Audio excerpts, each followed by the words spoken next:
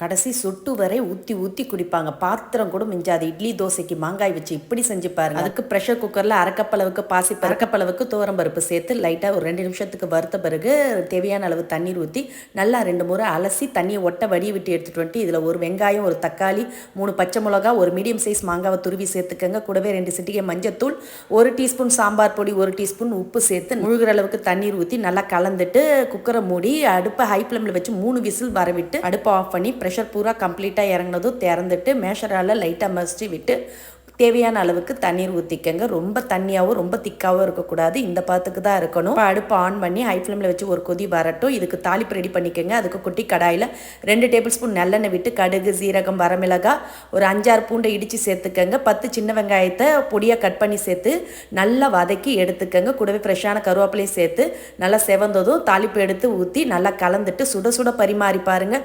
dosa, idli,